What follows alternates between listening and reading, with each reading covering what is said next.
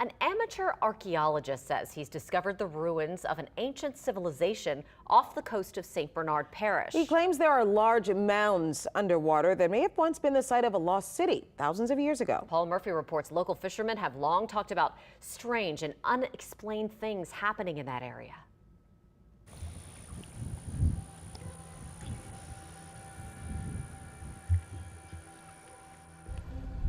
The Chandeleur Islands are a chain of uninhabited barrier islands located in the Gulf of Mexico, 50 miles east of New Orleans.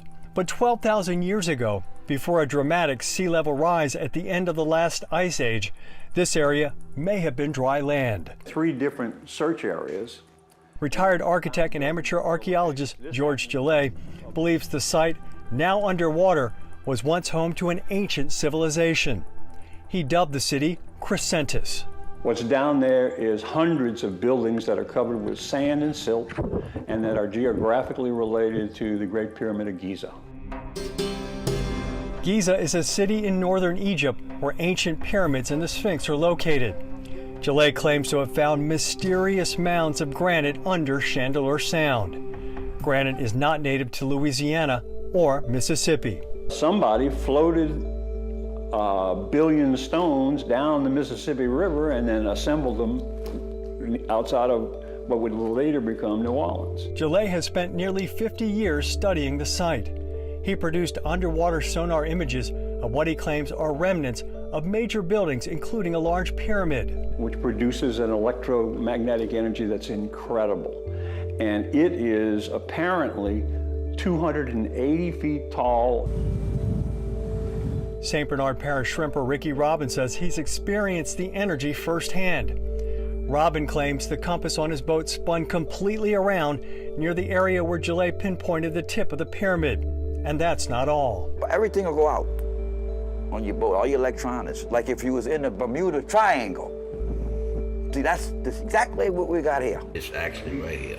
Robin took Gillet on 4 excursions to the site. He says for years, local fishermen have talked about catching strange square rocks in their nets near the Chandeleur Islands. I thought it was, I figured right away that's pieces of the pyramid, you know? And because right around where that compass spun. There are other theories about the rocks. One study by Texas A&M in the late 1980s suggests the masses are from shipwrecks or piles of ballast stones from Spanish or French vessels. The stones may have been dumped overboard to lighten the weight of ships stuck on sandbars or entering shallower waters en route to New Orleans. Gillet said some of the artifacts collected at the site tell a different story. This is architecture. This is not ballast. This is a piece of architecture that's set like this. This is the outer surface, and this was a rain gutter. People who believe in the granite mounds say that there is enough proof that something is out there in the water, but how it got built, by who and why are still a mystery that in some respects is beyond explanation. The older people, yeah, we've seen a lot of things, yeah. There's possibility. It could be God knows what. All I know is that somebody built a city 12,000 years ago, stuck out in Chandeleur. Whether or not they had somebody on their shoulder who flew in with a UFO, I don't know. All I know is that they left a whole bunch of granite rocks out there. Gillet has visited the site 44 times.